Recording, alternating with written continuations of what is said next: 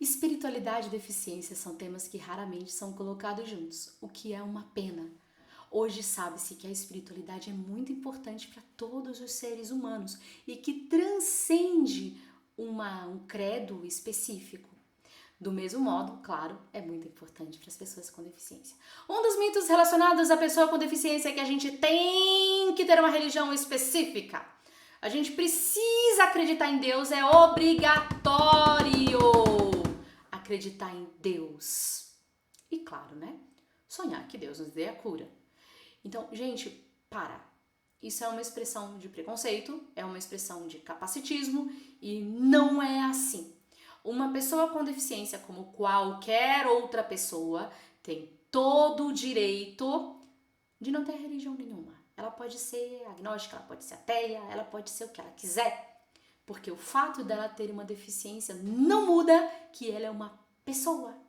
E pessoas podem não acreditar em Deus. Isso não significa que elas sejam revoltadas. Não significa que elas sejam espíritos duros. Não significa que a gente vá para o inferno por causa disso.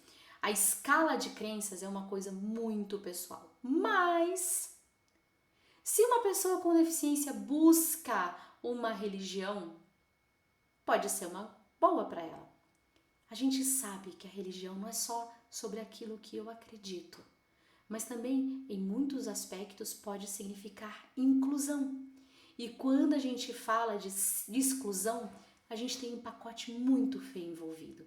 A gente tem o isolamento social, a gente tem a segregação, a gente tem uma menos-valia social muito forte que gera depressão, que gera adoecimento. Então, sim, estar em um ambiente religioso pode ser uma ferramenta muito válida para combater todo esse pacote. Mas não se trata apenas de nós estarmos lá. Trata-se também das pessoas terem preparo para nos receber nesses espaços. Então eu conheço vários relatos de meninas evangélicas que estavam lá rezando, louvando lá a Deus nos seus cultos, tranquilas, felizes, e vinham pessoas falar que elas não tinham sido curadas, falar que elas não podiam perder a fé, ou falar que elas não tinham fé, porque continuavam com a deficiência. Gente, não façam isso, não é legal. Então, assim, se tu é pastor, padre, e essa postura é inadmissível, líder religioso não pode fazer isso.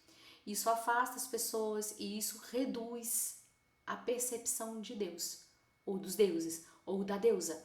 Então, a função de uma religião não é necessariamente ser o seu Papai Noel cósmico, para quem você pede as coisas e fica lá implorando para ele. A gente pode ter aí uma percepção bem mais ampla do nosso relacionamento com Deus. Tratar toda pessoa com deficiência que chegue no seu local de culto como alguém que está buscando a cura e só extirpar dessa pessoa o direito a buscar um relacionamento com a divindade lá que vocês entendam que seja importante cultuar. Isso é muito sério. Outra observação que a gente nota do pessoal com deficiência, em alguns casos, é que eles são sempre os assistidos, eles não conseguem, eles alegam não conseguir, assim, participar no movimento em uma posição que não seja de assistido.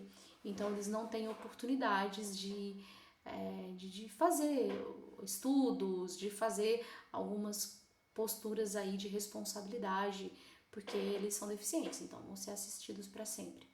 E essa também é uma questão que vale a pena a gente observar. O trabalho de inclusão é um trabalho coletivo e eu acho que todo mundo tem que se despir dos preconceitos.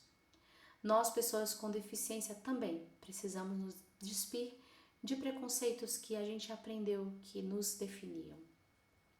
E as pessoas sem deficiência também precisam aprender cada vez mais a nos ver como indivíduos, a nos ver além da nossa aparência, porque eu tenho certeza absoluta que Deus nos enxerga muito além de nossos corpos, né?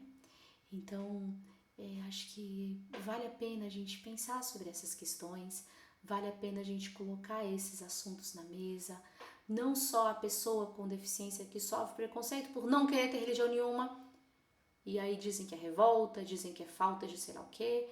como também a pessoa com deficiência que procura um ambiente religioso e sofre preconceito lá dentro, ou sendo visto para sempre como assistido, ou tendo que ouvir que, bom, ela um dia vai ser curada e como se ela só pudesse procurar isso.